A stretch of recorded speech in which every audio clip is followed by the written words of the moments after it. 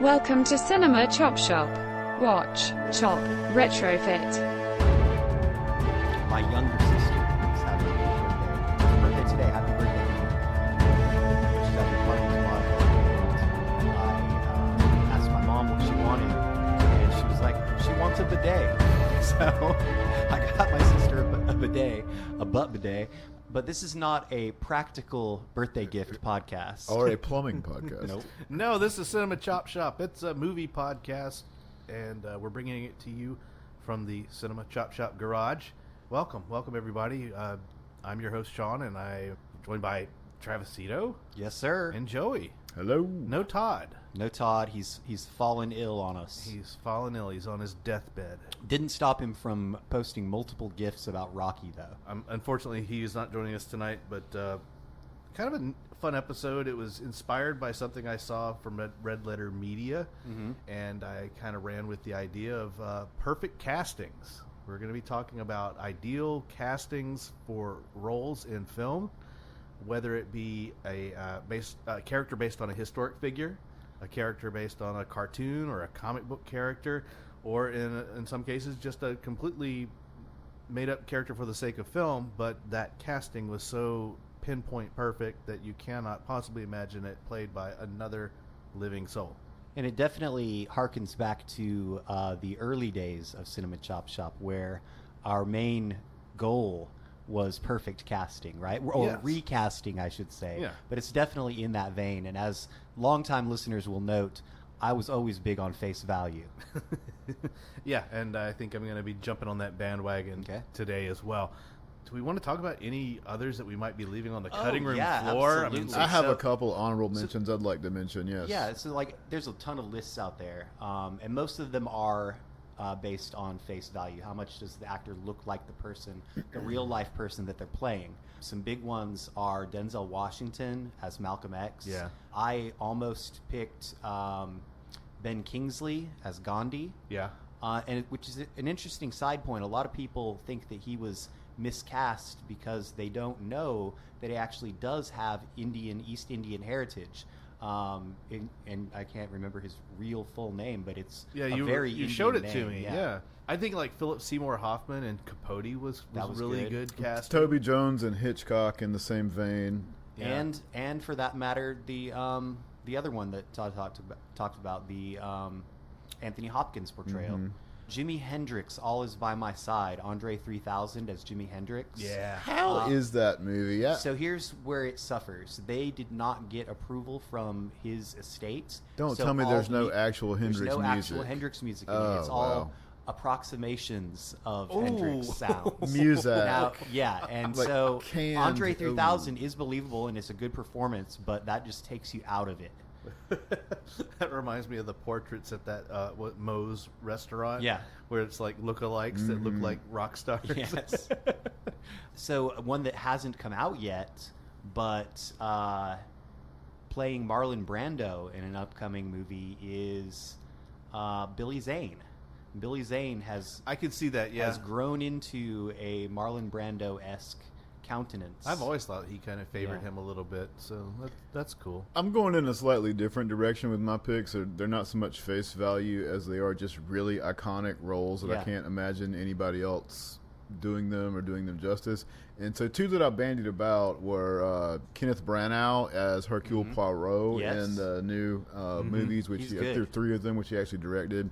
And one that's a little bit more obscure, but Louise Fletcher as Nurse Ratched in One Flew Over the Cuckoo's Nest. Filmed at the Oregon State Mental Hospital. She is just one of the most infuriatingly vile but polite characters, smarmy, just cunt in the history of cinema. And Louise Fletcher just nails it. Can't imagine role. anyone else playing that part.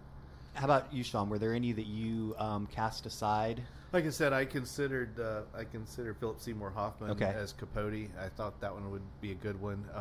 On the women, there was only one choice for me, so I didn't even consider any other women in terms of. What if it's a woman castings. playing a man?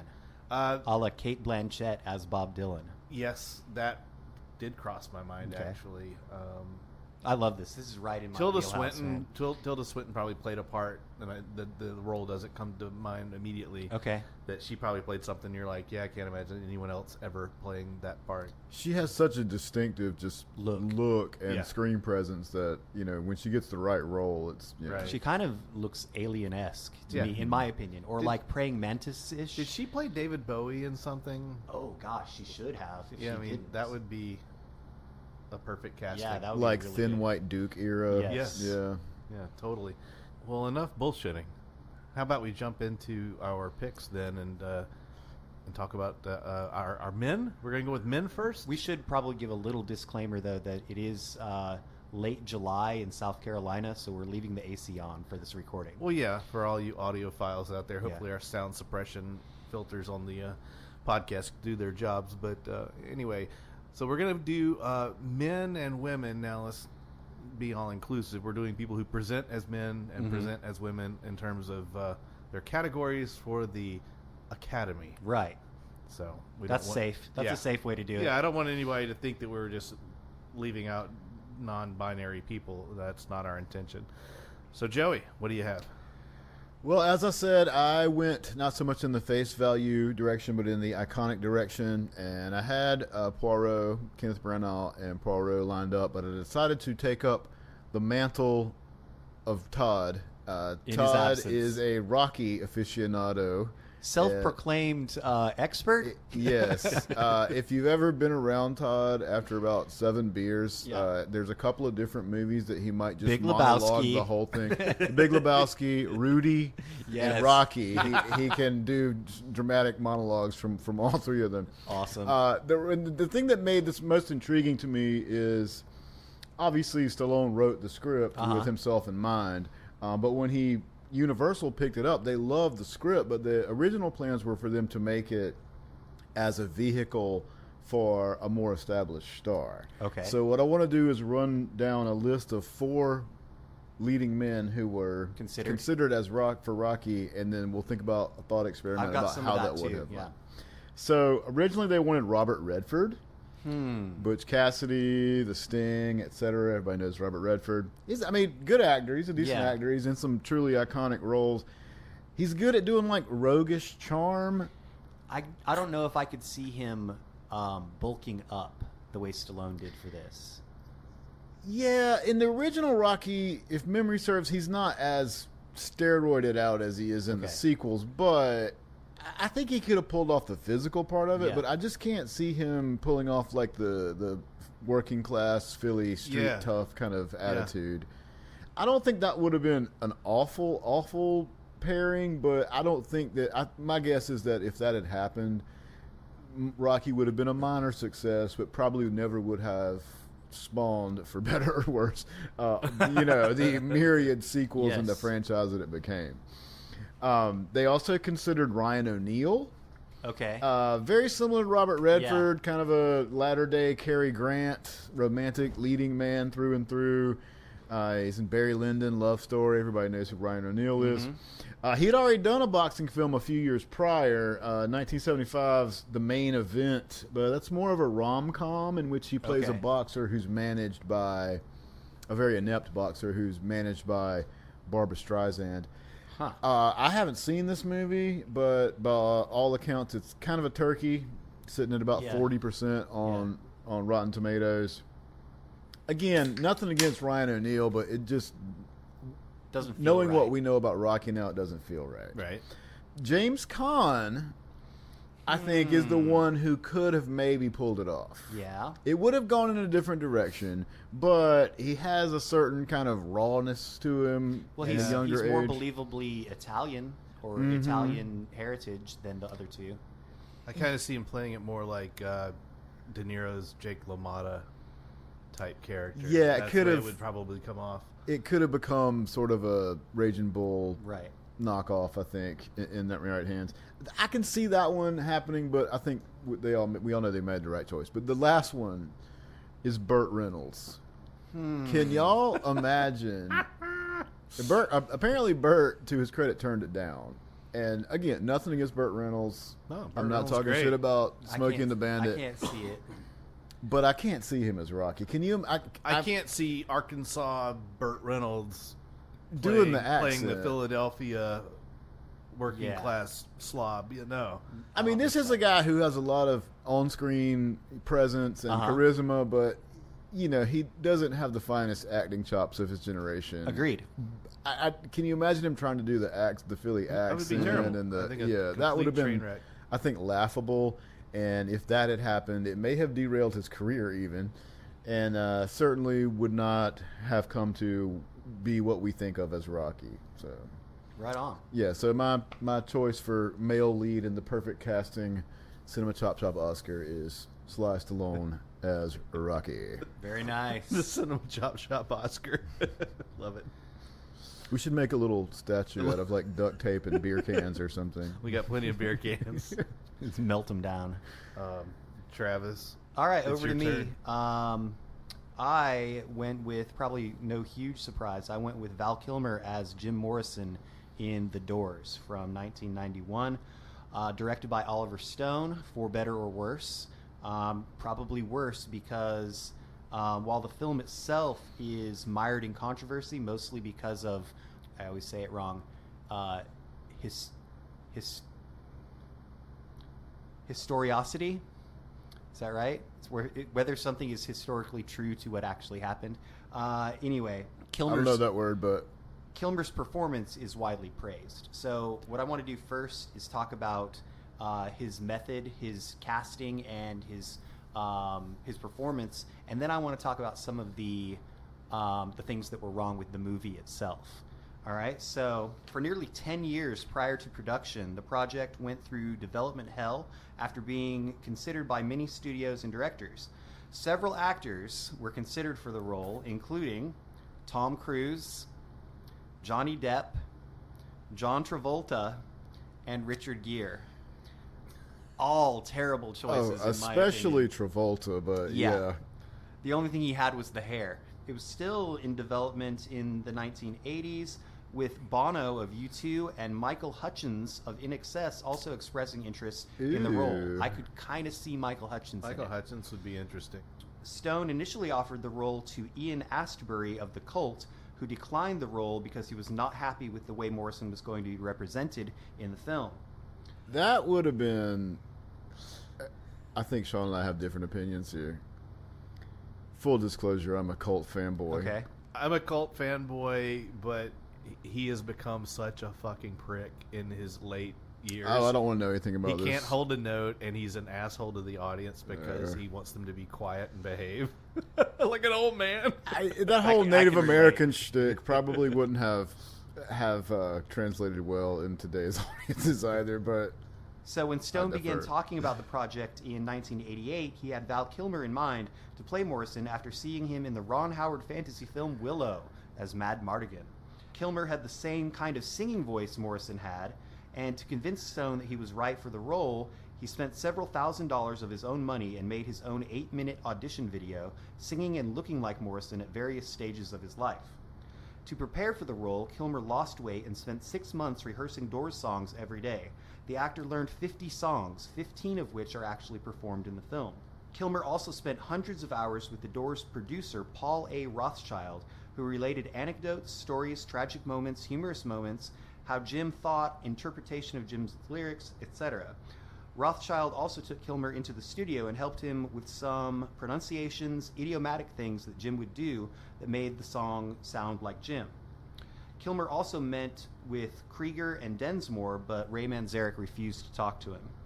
Reportedly, the surviving members of the Doors heard Kilmer singing. When they heard Kilmer singing, they could not tell the difference between his voice or Morrison's. It's been a long, long time since since I've seen this movie, but I don't think I realized that he did the singing as well. Oh yeah. So we mentioned that there are some problems with the film, as there usually are with Oliver Stone movies. He's very particular about the vision that he wants to put on the screen and will take whatever liberties he has to. Even though it's based mostly on real people and actual events, some segments reflecting Stone's vision and dramatization are exactly that, his vision.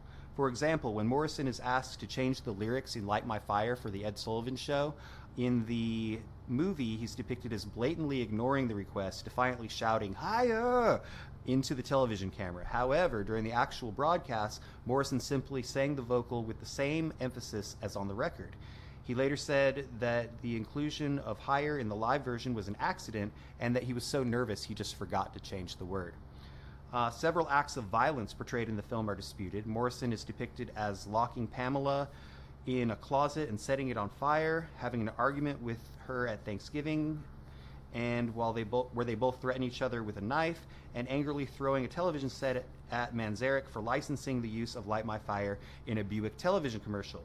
Even though Manzarek was frank about Morrison's tendency to go into senseless rages, participants in the film agree that none of those specific incidents actually occurred. He acknowledged on the DVD, that is, Oliver Stone acknowledged on the DVD director's commentary, that the Thanksgiving scene never actually took place, nor the scene where the band members travel to the desert when Morrison encourages them to take psychedelic drugs. Dialogue that took place between Morrison and Patricia Keneally is conflated with conversations he had with Pamela Corsone. And also, Neely is portrayed as being the girl that Morrison was in the shower stall with backstage before the December 9th, 1967 New Haven concert, not 1968 as inscribed in the film, when in fact she was a local teenage co-ed from Southern Connecticut State University. So, things like that don't, like, minor discrepancies between quote unquote reality and the fiction and those kind of things don't really bother me that much because you're telling a story. You know, you're obviously it's based on real events, but you don't have to. You're not doing journalism. You're crafting a narrative meant to get the emotional truth of the situation across rather than the literal truth. So that there has to inevitably involve a certain amount of editorialism. Yeah. Now, that said, I haven't seen this movie since probably the 90s. Yeah. And at the time, I thought it was very deep. But as I grew older and I dated a girl who was obsessed with Jim Morrison, and I had a much different view of him as just sort of a drug-addled wannabe poet, I bet I would have a much different take on the movie if I watched it now. It'd be interesting to revisit it. A couple of other discrepancies. In the concert sequence where naked women are shown dancing around on stage, Densmore said that never happened at any Doors concert he would remember. And I found that hard to believe. Krieger said that he didn't take acid prior to the concert at the Dinner Key Auditorium in Miami on March 1st, 1969, as depicted in the film. So I think that this is one of those cases where we have to separate the actor's performance from the movie as a whole. And I think that he was really well cast in this. He definitely had face value. Val Kilmer was known for being a pretty boy. Yeah, and you mentioned Jim Morrison was also kind of statuesque, but they were good looking in slightly different ways. You can look at side-by-side pictures of them and definitely tell the difference, but there's a certain quality that Kilmer affected for this that I think was successful. Good job. Thank you, sir. You did your research. Mine's going to be a lot more brief. I'm afraid. I have notes that are. I'm doing Superman. Hell yeah! 1978. I was Superman, intrigued about this pick. Directed by Richard Donner and written by Jerry Siegel and Joe Shuster, the creators of Superman, as well as Mario Puzo. And great cast on this movie, by the way. When I was a kid, it did not dawn on me how important the people were that were in the film. But of course, we're talking about Christopher Reeve as Superman and Clark Kent. Of all of the people who have played Superman, going back to like George Reeves, I think that he's the best. But that could also be biased because he was the Superman when I was a kid. Same for me. Yeah. I grew up watching the George Reeves black and whites, but Christopher Reeve was, in my mind, the Superman. Also starring Margot Kidder, Gene Hackman, Marlon Brando. Yep. I always forget that. Yeah. As Jor-El. Well, there's parts at least in the second movie where Brando's stuff is cut out because they brought in a different director and who reshot all of Donner's stuff. You got Ned Beatty, Jackie Cooper. I mean, that's big in of itself. Terrence Stamp as Zod, Yes. And Valerie Perrin as Miss Tessmacher. Side note about this, I came to a realization, I think I may have told you this about the film Superman. Valerie Perrin, Miss Tessmacher, was kind of like I don't know what her role was to Lex, because he kind of treated her like shit, and she was just around all the time. But Sex puppet. yeah, maybe, Personal assistant. could have used more of the sex puppet part of it. But Lex, of course, tricks Superman into getting close enough to kryptonite, so he weakens himself, and he throws the chains around his neck and throws him in the water, and he does the James Bond villain where he's like, I'm gonna leave now, and me and Ned Beatty here are gonna go do our evil plot, and Miss Tessmacher's there to do a lot of hand wringing because her mother is in jeopardy, because she will be killed when Lex knocks off the whole West Coast with his evil plot. And so she decides to relent and help Superman out of his jam that he's in, just so she can save her mother. But in the middle of all of this, she non-consensually kisses Superman. That's right. And I was like, man, if a man did that to a woman in a movie in this day and age, you'd have flame wars on the internet about it. But here in 1978, perfectly fine. No big deal. No big deal. Much different time and a sort of a flipped power dynamic there too. Yeah.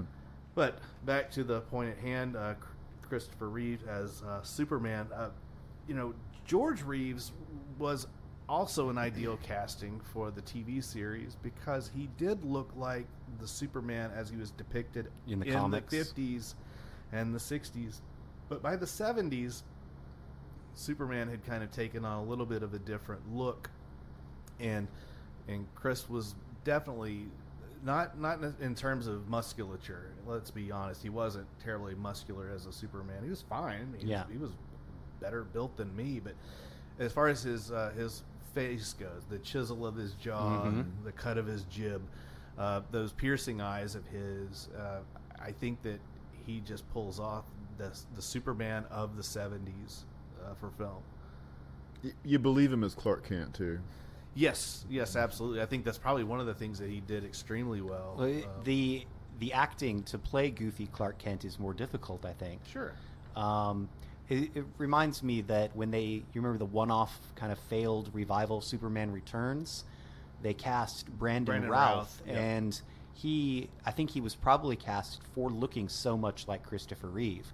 Other ones not so much. Henry Cavill not as much, but still has that chiseled jaw. And then the new guy in James Gunn's new movie, David Corningsweet, I believe that's how you pronounce his last name, Corningsweet. He kind of looks like Christopher Reeve too. Yeah. So there is kind of a template, for what Superman's expected to look like, and there, of course, there are variations again throughout his nearly 100-year history. So as far as this goes, he was reflective of the time, and I think it was just a perfect casting for face value reasons, but also when you think about Christopher Reeve as a person, everything you hear about the guy kind of mimics that. I've read that he was in fact a Superman. Yeah. I mean, he was a really stand-up guy, and after his accident and his paralysis, he continued to do great work. And so, I think that for even meta reasons, even beyond and after the film, it stands to be a good casting just because of the person that he was. On a related note, have you ever seen his time travel movie? I believe it's called like Across Time or something like that. I think so. I watched it, and maybe for one of our time travel episodes, but it's worth a watch. I like Death Trap. Okay. Have you seen Death Trap? I have not. That's him and Michael Caine. Oh, nice. I think. Quick story about that movie. Diane Cannon's also in it. And spoiler alerts, Michael Caine and Christopher Reeve are lovers, and that's revealed at the end of the movie. And the whole death trap thing. I have not seen this. It's a red herring. You think that he's dead. He's not. It's a plot to knock off Diane Cannon, and he kisses Michael Caine in the film. A friend of mine tells a story about seeing this in the movie theater, and dead quiet movie theater. Yeah. They kiss, and from the back of the theater, some woman's voice goes, Superman. This crestfallen disappointment. That is great. So yes, to underscore that, Christopher Reeve was Superman, even in other roles. People just associated that with him. I hear that James Gunn is bringing back the red underoos too in the costume. Oh, cool. Yeah, that's good. I think that's probably wise. Cool. That's the men. Yep. We're gonna come back and do the ladies. Okay. But not before we say, Let's all go to the lobby. Let's all go to the lobby. Let's all go to the lobby and get ourselves some castor oil. What? Perfect casting? Is there a perfect candy? $100,000 bar? Twix? All right, we give up. Yum, yum. It's time for a tasty and refreshing snack. We promise to satisfy your hunger, your thirst, your sweet tooth. So visit our refreshment center now. Let's go! And we're back. Normally we like to do beer check-ins, but this is an off week for us. Yeah. Joey's not even drinking. No. I'm having an all-day IPA. It's a good sessionable I'm drinking. IPA. I'm drinking Miller Lite. Miller Lite. So, yeah. It's a fine Pilsner, I hear. Send us some beer if you want us to check something in. Then I don't have all day to go beer shopping. Send it to our P.O. Box. Our P.O. box. We're gonna keep rolling along, and we're gonna talk about the ladies. The ladies. Joey, what do you have? Well, again, I went with one that's not so much face value. I guess there's no face to match this one with, since it's a completely fictional character, original to the movie, as far as I know. But I went with Sigourney Weaver as Ripley in Ridley Scott's Awesome. Alien, and then various sequels thereafter.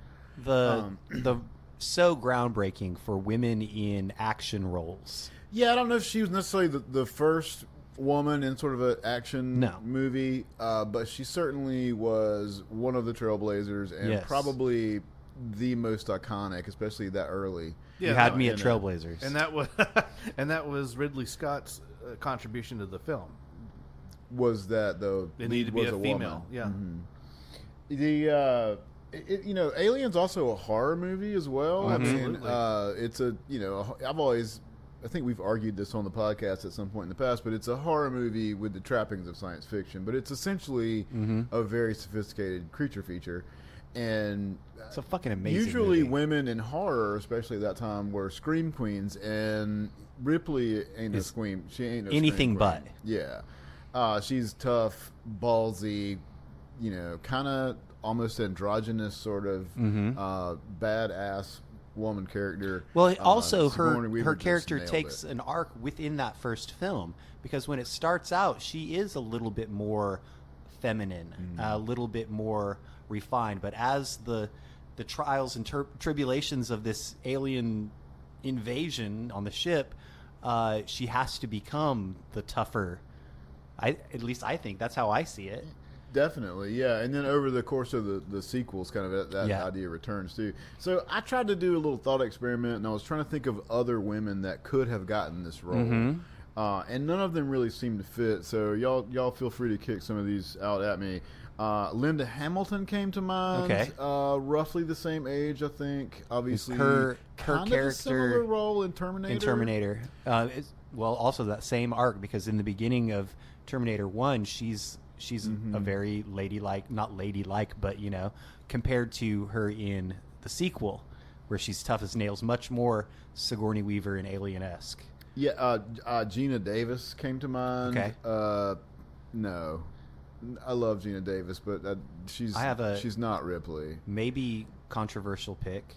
Go ahead. Glenn Close.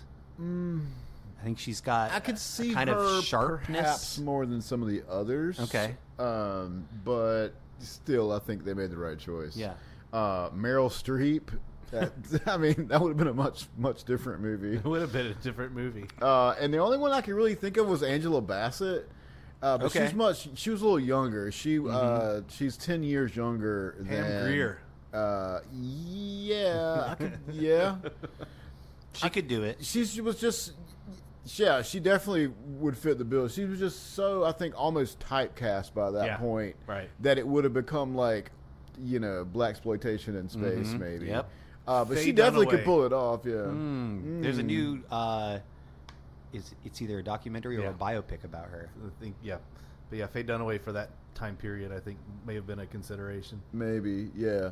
But certainly Sigourney Weaver took it and ran with it yeah. and put her stamp on it. And probably her most iconic role, Sigourney Weaver.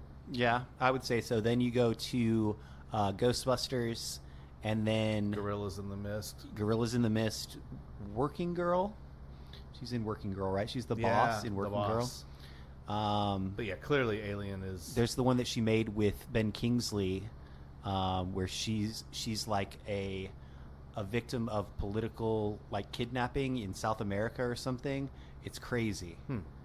I don't remember the name of it. But yeah, there's my pick. Clearly a big one for you. It's a good movie, if I could remember it. It's like The Something and the Something. Good. Yeah. The something and the something. No, that's spot on, Joey. I think that I can't see anyone else being Ripley.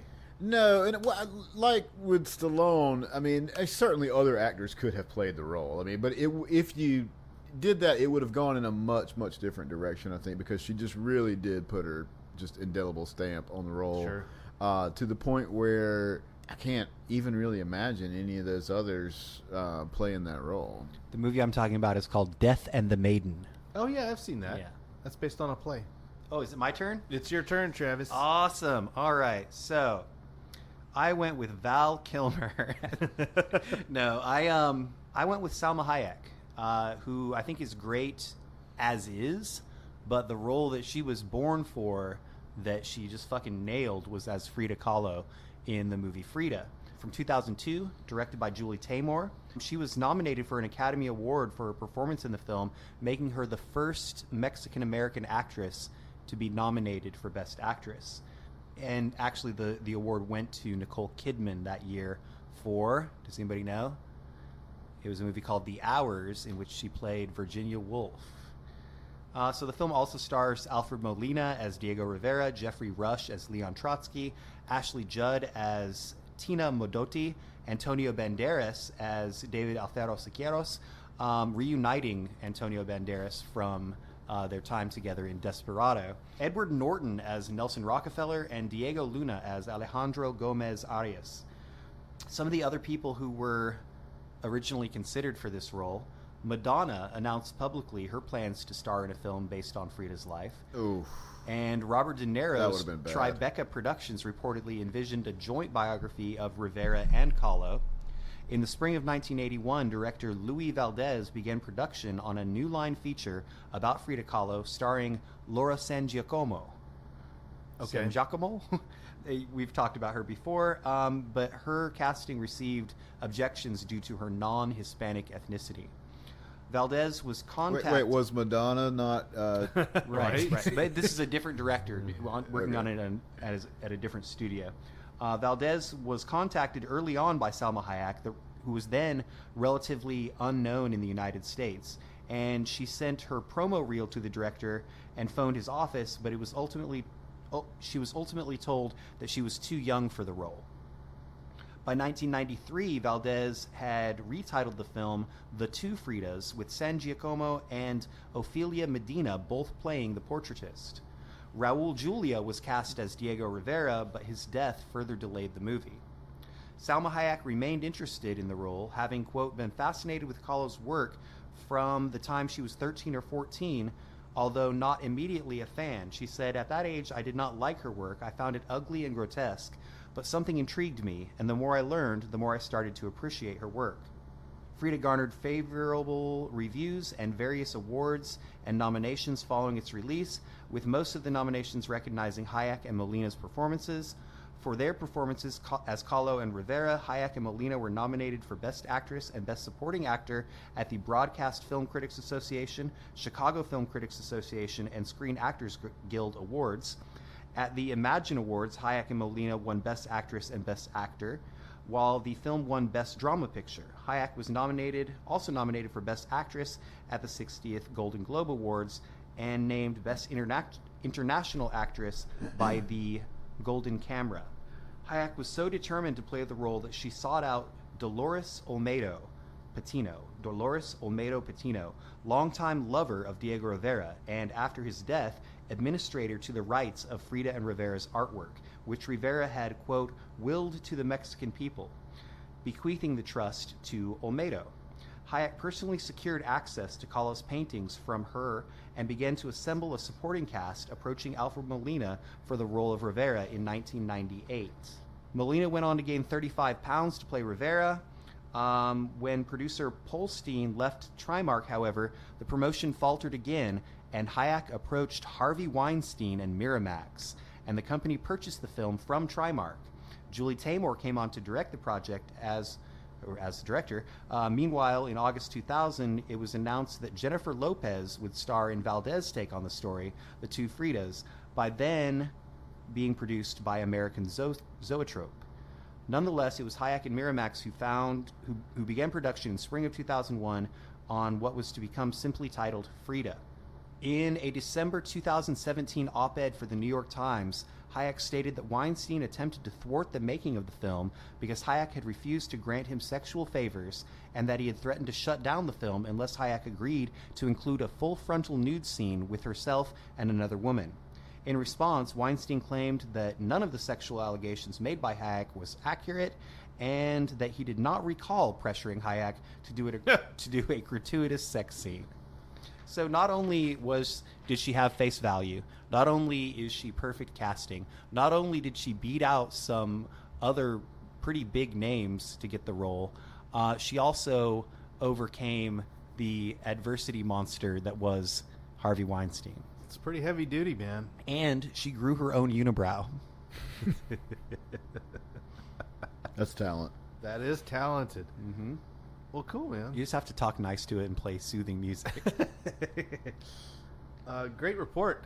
Thank you, sir. Mine is kind of the inspiration. I can't take full credit for this pick, but I've always thought it.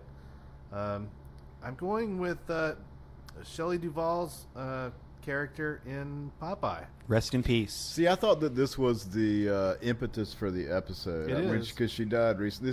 This is okay. Well, it had been on your radar for a while. It had been on my radar. The timing of the episode, yes, rest in peace to Shelley Duvall. Robert Duvall is very upset. Mm-hmm. No relation. His little sister. Little sister. So Popeye, 1980, directed by Robert Altman. Mm-hmm. And this movie is produced by Paramount and Disney. Okay. One of those crazy eras where Disney would play nice with other studios. And they had to secure the rights from King Feature Syndicate as well. Right. It strikes me that this is a role that has to have some face value to it, because this is, I mean, the character of Olive Oil as she's literally a cartoon. And she's, you know, she has this kind of like flapper thing. She's very tall and thin, and she has no figure. She has no sex appeal. Now, let me ask you this. This really has been bothering me. The origins of Sweet Pea. Because it's kind of vague where this child comes from. Right. In some iterations, he's referred to as her nephew. Yeah. Sometimes Popeye calls Sweet Pea his cousin. Yeah. But regardless of where this baby comes from, I guess you could say that she wasn't an extra virgin olive oil. Lovely. Of course, the film stars Robin Williams, who was flying high in more ways than one at this time. I think he's pretty good casting for this too, because he's kind of a walking cartoon. Yes. I think he was quite fine for the role. Ray Walston as the Commodore. Mm-hmm. Paul Dooley as Wimpy. You'll know him as the dad in 16 Candles. And then who plays Bluto? I didn't write him down on my list because he's really, I mean, he's been in some things. Yeah. But he's no one that you readily go, oh yeah, that guy. That's another interesting part of the whole Popeye verse, is that Bluto is recognized as Popeye's main antagonist, his main rival. However, sometimes that character would be called Brutus. Yes. And sometimes both Brutus and Bluto would appear, and they were called brothers. But sometimes they're interchangeable. So I know that you said when you put out the call for this episode that it didn't have to be a great movie, and that yours was an example of one that wasn't. I've never seen this film, but I've been aware of it, and I've always been kind of intrigued by it. Never got around to watching it. I liked it a lot when I was a kid. How bad is it? It's pretty bad. But It's got like a 49% on Rotten Tomatoes, I think, which is a little generous. Honestly, it's very generous. It came out in, like I said, in 1980, and Robin Williams was coming. So did I. Robin Williams was coming off the Mork and Mindy thing, and this was released the same year as The Shining. So Shelley Duvall she was at the height of her powers. I mean, these are two iconic films for her. Another role that you might say is perfect casting too. Yeah. So, confession. I watched this movie when I was a kid, loved it. Wasn't really aware of who actors were at the time because I was just a kid. Yeah. But years later, I found out that Olive Oyl was played by Shelley Duvall, not Shelley Long. Seriously. It's a musical comedy, I think, but way too many songs, way too many bad songs. The set was really cool.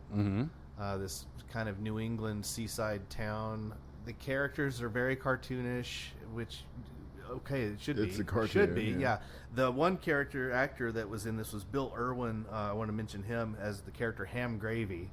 He was not. I don't think they ever called him that in the film, but that's who his character was. Ham Gravy was like one of the earliest of the Popeye characters, and he's in the story of the film. And they don't really get into it very much. He's the former boyfriend of Olive Oyl before Bluto came along. Maybe Sweet Pea's father. Yeah, you would know Bill Irwin from the "Don't Worry, Be Happy" music video. Oh, really? Yeah, he was the other I white guy. I think you overestimate my knowledge of the music video. "Don't Worry, Be Happy" video. He also did a lot of stuff for Sesame Street after that. He's a very much a physical comedy slapstick character actor, and he has a lot of scenes in this film. But very dumb movie, very bad movie. But Shelley Duvall, this was the role that she was made for, because she has that awkwardness. And why was Olive Oyl the object of affection? Why was she fought over by Popeye and Bluto? There's no explanation for it, because there is no sex appeal whatsoever. They like those waifish women, man. I've got some info here. Evans commissioned James Fuller to write a script. In 1977, he said that he wanted Dustin Hoffman to play Popeye opposite Lily Tomlin as Olive Oyl. Lily Tomlin is perhaps the only other actress that I could see making a run at it. Another but person Dustin Hoffman as Popeye would be awful. Yeah. Gilda Radner was also considered in the role of Olive Oyl. Who would you cast as her today? Because I know who I would. Who Olive Oyl would be played by today? Yes, because they're making a new live action Popeye. Oh God, who? I would go with Kate Micucci. Kate Micucci. Wow, she had a cancer scare recently. Oh no. Yeah, she's okay though. Yeah, Kate Micucci would be a good one. And then for Popeye, you got to go with like John Cena or somebody like that. John Cena would be great. That's funny. Yeah, check out Popeye. It's Dave Bautista. Yeah? No, he would be Bluto. He would be Bluto. Bluto. And I think that would definitely get some eyeballs on that film, having those two in it. Check out the movie. It's worth a watch. It's a strange little relic, because Disney had a lot of stinkers for a while there. It seemed like they were hit and miss, like all through the mid-'70s. Oh, yeah. The Little Mermaid brought them back. Yeah, Little Mermaid, Aladdin, Lion King, when they finally got back into that stride. But like in that interim of like the 70s through the late 80s, they sucked. It seems like by 1980, signed Kurt Russell to a triple picture deal. It seems like by 1980, Popeye was already sort of passe, or it was already sort of a relic, so this was kind of like, I guess, like a nostalgic throwback. If I had to wager a guess, and Travis, you might be able to find something on it, but if I had to wager a guess, they were looking for a vehicle for Robin Williams. Yeah, that had to have been it, because you've got this hot actor comedian that is riding high on Mork and Mindy fame, totally, and physical comedian, and he does, and I think manic he even did a Popeye in his stand-up routine, Did if he? I remember. Yeah. Okay. If not, I stand corrected. But it was I one of think those you're deals. thinking of Dave Coulier. So yeah, they kind of constructed this film for him, and it's just a strange, weird mishmash of bad plot, terrible story, not great songs, but again, you've got these people who just kind of wedged right into these roles pretty nicely. So yeah, Popeye, Shelley Duvall, that's mine. Rest Good in stuff, peace, man. Yep. So there you go. We got about 10 minutes. I say we talk about some movies that we've seen. Movie check-ins? Yeah, movie check-ins. Yay! So you want to start? I'm doing the 2024 Cinema Chop Shop Movie Challenge with Joey and Todd. And I wasn't invited. You were invited and you turned it down. I'm almost done. You could still join in. The list is active. I have my own challenges. Yes, you do. I think I checked in my 44th movie. I think I'm on 31 or 2. Yeah. I try to get a little bit ahead of it because I know 121 I'll over slow here. down. It's 121. So I'm still ahead of halfway. We're about halfway through the year. I watched Day for Night by Truffaut. Okay, is there a Truffaut category? Or? Yeah, okay. Directed by Truffaut, and Day for Night is. Anybody who's listened to this show knows that I generally don't like movies about movie making. Mm-hmm. Okay. And this one is the exception to the rule.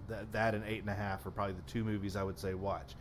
This one had me every single time. Truffaut is in the film as the director. He is the director of the film. Just a great movie about a production and all the lives and intricacies of all the people that are involved in the film and the crazy chaos that is behind a movie and how somehow it all comes together to make this product that we as consumers enjoy. Just a really, really fun movie. I liked it a ton.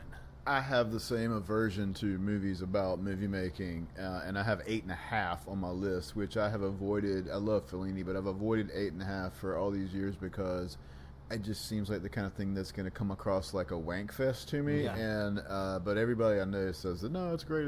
Yeah. See The Fableman.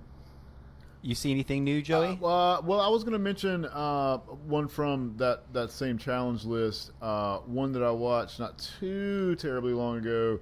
The Ear. This was, I think, Shawn's category. The Czech New Wave. Directed by Karol Kochnia. And it's about a couple who are kind of higher up in the Czech Communist Party. Okay. And they come home from a Communist Party shindig to find that their house has been bugged because they're under suspicion. And it's just a taut, terrifying. They're getting bugged because they're under suspicion of not being communist enough. Yeah, it's really good. So that's one from the list, and another one not part of this challenge list that I just recently watched. Y'all seen Dream Scenario? Yes. With Nicolas Cage. Hell yeah, that's a great movie. That's a good one. It's better than his most recent movie, Which, Long Legs. Yeah. Oh, I haven't seen that yet. Yeah, we watched it in the theater, didn't we, Shawn? We sure did. I'm so burned out on serial killer stuff that I just. Well, It's something. It's something. So I watched a really funny movie at Marco's recommendation. It's called Babes, and it stars Ileana Glazer from Broad City. Yeah. And if you like that show, this reads like a feature-length episode of Broad City, except there's pregnancy. Okay. So it's directed by Pamela Adlon in her directorial debut. I like her. Co-written by Ileana Glazer and starring Glazer and Michelle Buteau. If you're a fan of the show Broad City, I can pretty much guarantee that you will laugh your ass off. Oh, I watched a documentary Michelle suggested called Chuck Leavell, The Tree Man. And it's about the keyboardist Chuck Leavell, who was a member of the Allman Brothers Band and is currently the keyboardist for the Rolling Stones and like their musical director. But he's also like a tree surgeon and a conservationist. So it was very interesting. Oh, the Garfield movie. Wanted to like this one, but it's definitely geared towards a more youthful audience than myself. I long for the days of Lorenzo Music, or even Bill Murray doing an impression of Lorenzo Music. I've always been of the impression that Garfield is just aggressively unfunny. Yes. I disagree. I think it's unfunny. It's the same fucking jokes. He Every likes time- well- lasagna. He hates the dog. I hate He Mondays. hates Mondays. He's That's lazy. two things right there. John can't get laid. I mean, come Four? on. You've named dude. 4 different But- character traits? Also in the challenge, I had to watch a film directed by Shawn Baker, and this is now my new favorite Christmas movie. It's called Tangerine from Hell yeah, dude. from 2015. Tangerine's great. It's about the guy who did the Florida Project and Red Rocket. Yeah. And there's a new movie coming out from him. Yes.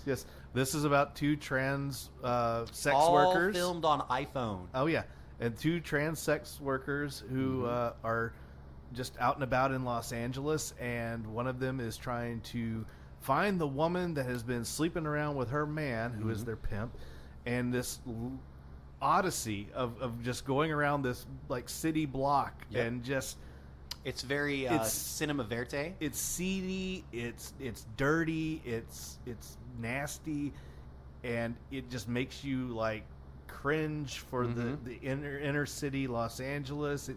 But they're great. They're a joy to watch. And it's not a super well-known movie, but it's got a cult following, and it was successful enough that he was able to make his next movie, The Florida Project, Yeah. and that was successful Yeah. enough that he went on to do Red Rocket. So it's kind of like a stepping stone. some of the sharpest dirty dialogue Uh-huh. that you'll find in a movie.